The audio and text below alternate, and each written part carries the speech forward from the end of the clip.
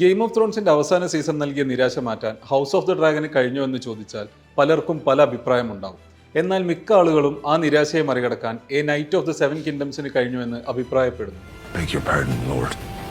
I think I'm done with princes. Maybe you're not the knight I thought you were. Game of ത്രോൺസിന്റെ പ്രീക്വലായി house of the ഡ്രാഗൺസിന്റെ സീക്വലായി a knight of the seven kingdoms HBO-യിൽ സംപ്രേഷണം ആരംഭിച്ച് നിലവിൽ 5 എപ്പിസോഡുകൾ പിന്നിട്ടിരിക്കുന്നു. 4-ാമത്തെയും 5-ാമത്തെയും എപ്പിസോഡുകൾക്ക് വളരെ മികച്ച പ്രതികരണമാണ് പ്രേക്ഷകരിൽ നിന്നും നിരൂപകരിൽ നിന്നും ഉണ്ടായിരിക്കുന്നത്. ഗെയിം ഓഫ് ത്രോൺസിലെ ഇവന്റുകൾക്ക് 90 വർഷങ്ങൾക്ക് മുമ്പും ഹൗസ് ഓഫ് ദ ഡ്രാഗൺസിലെ ഇവന്റുകൾക്ക് 70-80 വർഷങ്ങൾക്ക് ശേഷവും നടക്കുന്ന കഥയാണ് A knight of the seven kingdoms. George R.R. മാർട്ടിന്റെ പുസ്തകങ്ങളെ അടിസ്ഥാനപ്പെടുത്തിയുള്ള കഥ തന്നെയാണ് A knight of the seven kingdoms. Sir Duncan the toll എന്ന ഹെഡ്ജ് നൈറ്റിന്റെയും എഗ് എന്ന കൊച്ചു പയ്യന്റെയും ജേണിയാണ് ഈ സീരീസ്.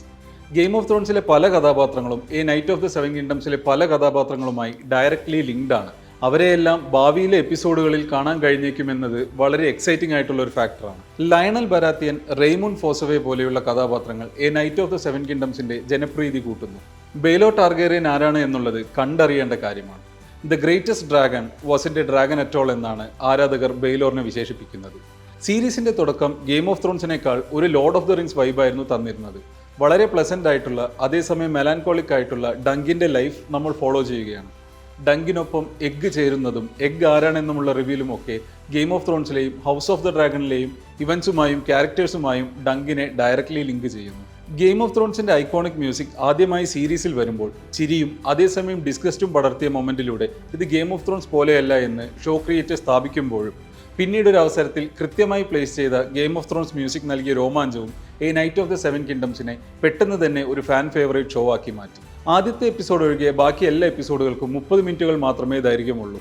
വെറും 6 എപ്പിസോഡുകൾ മാത്രമുള്ള ആദ്യ സീസണിലെ അവസാന എപ്പിസോഡ് അടുത്ത ആഴ്ച റിലീസ് ചെയ്യും. ഓൾറെഡി 2ാം സീസണിന്റെ ഷൂട്ടിംഗ് പുരോഗമിക്കുകയാണ്.